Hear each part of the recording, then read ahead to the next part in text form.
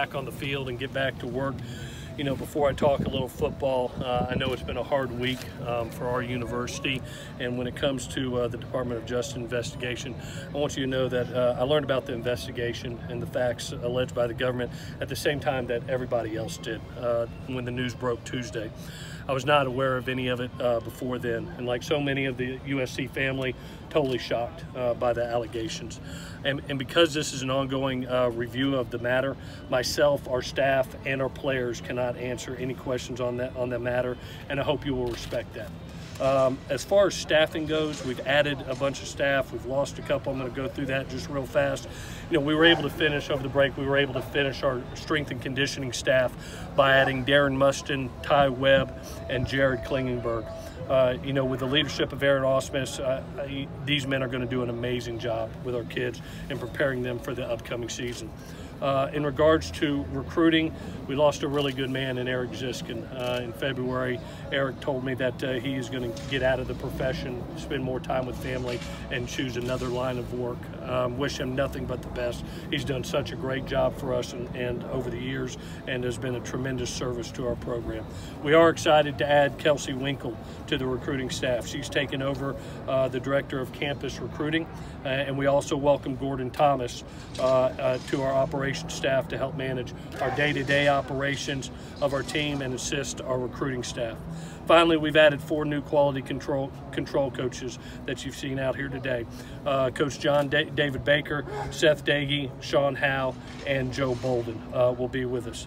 As far as the first week of practice, it was neat to go back and take an entire week to review. I got to go down to Houston and do what every coach should do on spring break, visit their mother-in-law. So I spent 3 days with my mother-in-law, which meant I watched a lot of film and got the opportunity to really study where we were. And coming out of that first week, I really saw how fast our kids played on both sides of the ball, and I really thought it was from simplifying the schemes. I even heard it from our kids, how simple Simon things were, how fast they could play, and you can see it with the likes of a Devin Williams, where he was from his freshman year and now coming into his sophomore years, as well as others.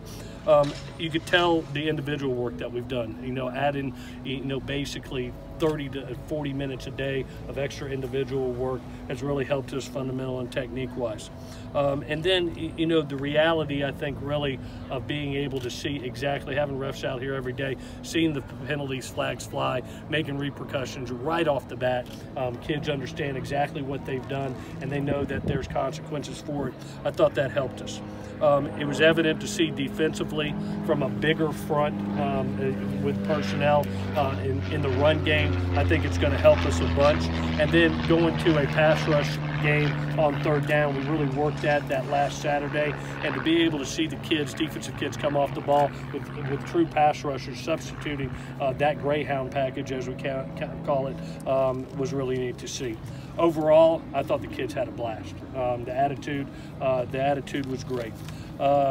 From now, the next 4 weeks, I think, are critical for us. You know, I talked to our kids today about keeping the same standard of play as they did in week 1.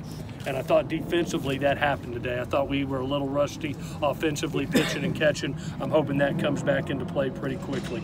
You know, for us, this week will be what you saw today. We're really focusing on 2 areas. We've added pressure to practice now and seeing how our guys will handle that offensively. You could tell it was the first time we've seen pressure today. Also, we really worked the red zone a bunch today, and we'll do that again Thursday, and then Saturday we'll have a situational scrimmage, which we look forward to getting to. From an injury standpoint, just want to let you know we got 1 big man back. Bernard Shermer came back.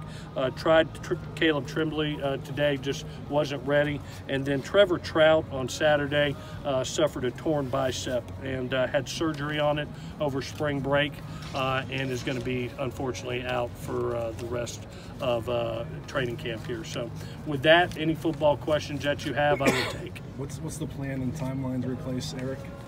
For us right now, it's probably going to be in the next 2 to 3 weeks. We've already started. You know, Eric was nice enough to told us he would get us through spring break. I think it was the Thursday before spring break happened was his last day with us, and that's going to give us the opportunity over the next 2 to 3 weeks. We've already got some candidates that we'll be interviewing.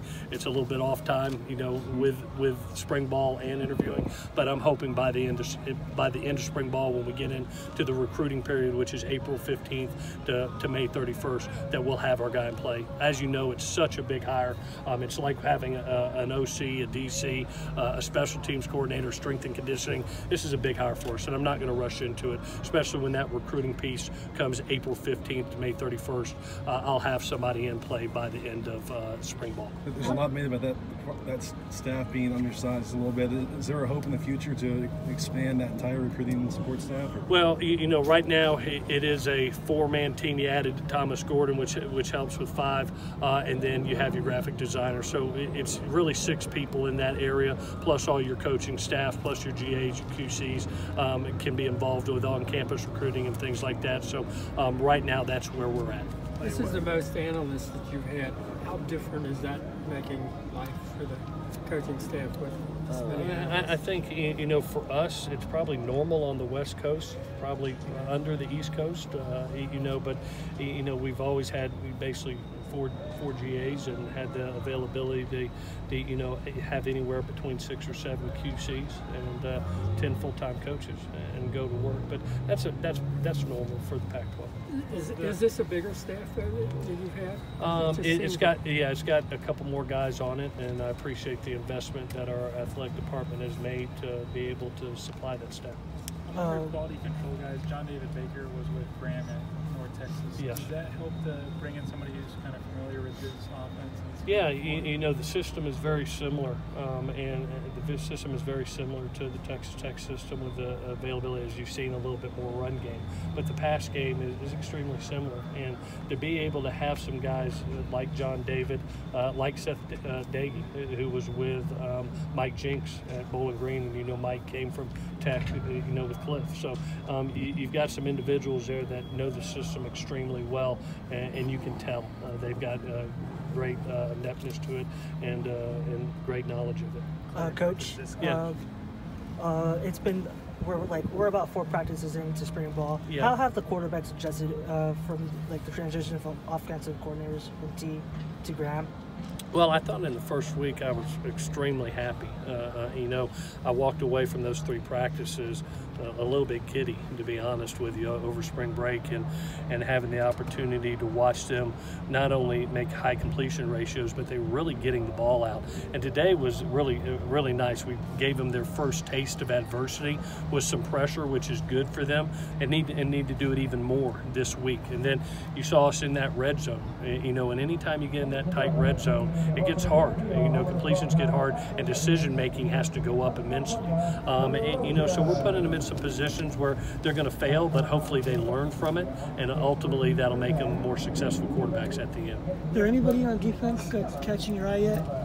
You know, right now I've been very pleased with the interior linebackers. The whole core, you know, I think is doing a wonderful job. You know, obviously I expected from John, but to watch EA and Jordan play, to be able to see a Giuliano move back there,